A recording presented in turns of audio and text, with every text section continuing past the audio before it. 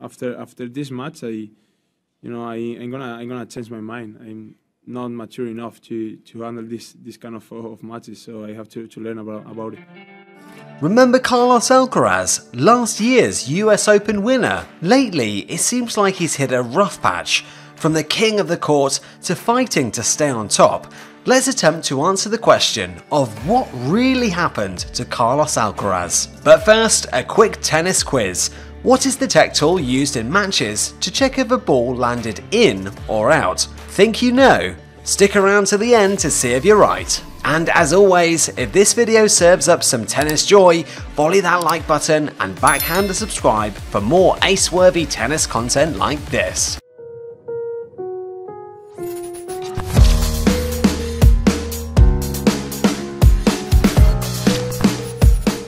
One day, Alcaraz was moonwalking on grass, the next, he's doing the cha-cha on hard courts with 2 left feet. As he gears up for the US Open, one thing's for sure, the crown is teetering, and it's not just about the wind.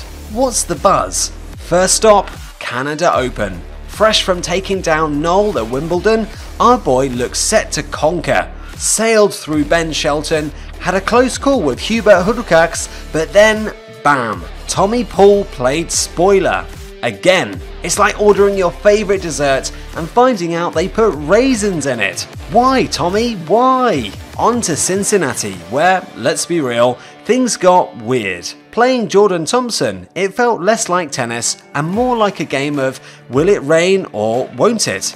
Then, surprise! Tommy Paul, the pesky mosquito that just won't buzz off, returned. With both showcasing a meh game, it felt like watching 2 cats swat at the same laser pointer.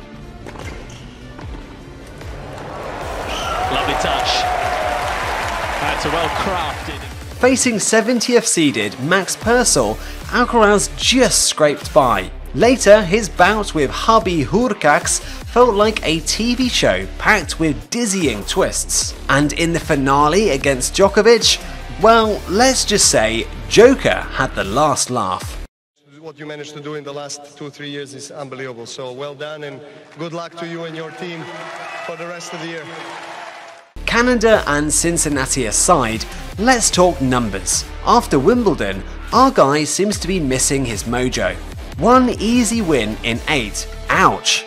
A 28.4% breakpoint conversion when he's used to acing at 43%? Someone hand him a calculator because that math's not right. And his encounters with Tommy Paul and Hurkacz, it's like watching your favourite superhero battle his arch nemesis and occasionally forget his powers. Remember the Energizer Bunny, aka Alcaraz, who played non-stop at last year's US Open? Well, this year, there were hints of his battery running low. That racket hand cramp in Cincinnati, maybe a sneak peek of things to come. With over 50 ATP wins, perhaps our champ's tank is inching towards E. Carlos holding on to the world #1 status seemed as certain as my grandma's Thanksgiving pie recipe.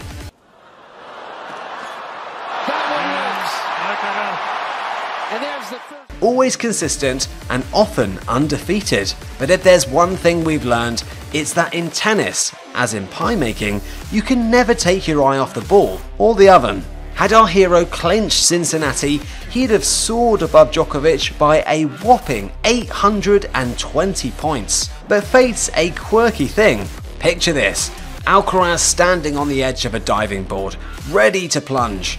Below, there's Djokovic in the pool, waving and grinning cheekily. We're all secretly, or not so secretly, hoping for him to swing back to the top and cap the year as numero uno again. It's like hoping your favourite series gets a second season. Fast forward and we're approaching the crux. After a whirlwind tour from Canada to Cincinnati, Alcaraz's hardcore hustle seems a bit off.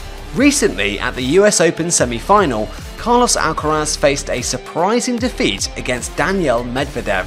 This was Carlos's first loss to Medvedev in their 2023 face-offs. Reflecting on the match, Alcaraz confessed, I thought that right now I'm a better player who can find solutions when the match is not going in the right direction for you. But after this match, I'm going to change my mind.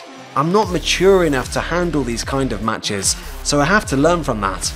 Game, set, match. Daniel Medvedev sends the defending champion packing in New York.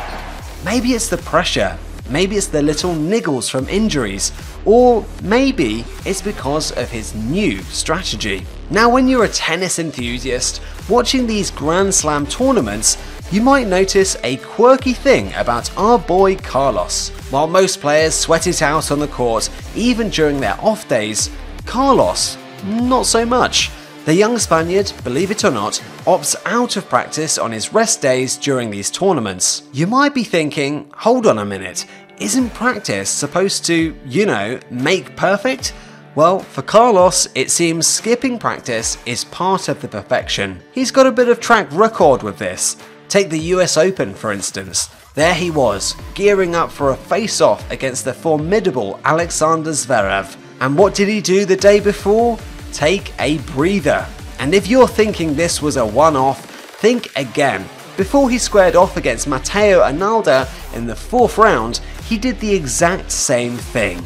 Our champ explains, there are days when I dedicate my time to fitness and not tennis. With a whopping 15-1 record in the season's final Grand Slam, defending the title he so memorably claimed the previous year, who can argue with his methods? Carlos adds, there are a lot of days when I prefer to work on load training and fitness rather than practice tennis. But here's the twist, I've got this gut feeling. Remember Wimbledon? When he was the underdog and he unleashed the beast mode? It might just happen again. Alcaraz is like that surprise twist in a movie.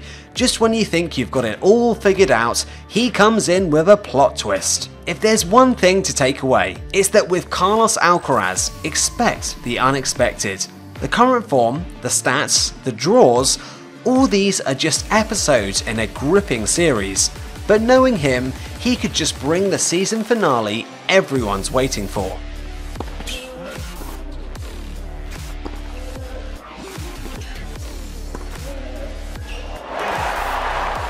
Now, let's circle back to our trivia question. What is the name of the technology tennis uses to determine if a ball is in or out? Here's the answer. Hawkeye. Now I know what you're thinking, and no, it's not some majestic bird trained to stare at tennis balls. It's actually a super cool piece of tech. Imagine a bunch of high-speed cameras positioned all around the court, like nosy neighbours peeking out from behind the curtains. These cameras catch every move the ball makes, and then with a sprinkle of computing magic and probably some fairy dust, they give a precise answer. Born in the UK, yeah, the same place that gave us the Beatles and afternoon tea, Hawkeye has been lending its eagle eyes to tennis since the early 2000s. Originally, it was like that friend who you'd ask for advice when the line judges were all, I don't know man, it happened too fast. Now, it's essential to the game. So next time you're shouting at your TV during a match, remember, Hawkeye's got your back, even if it occasionally kills the drama with its ruthless accuracy. And that, my friends, is game, set and match for this episode of Glam Slam Tennis. Don't forget to subscribe to our channel and hit the notification bell so you never miss a moment of the action and what we have in store. Until next time, stay fabulous and ace those serves.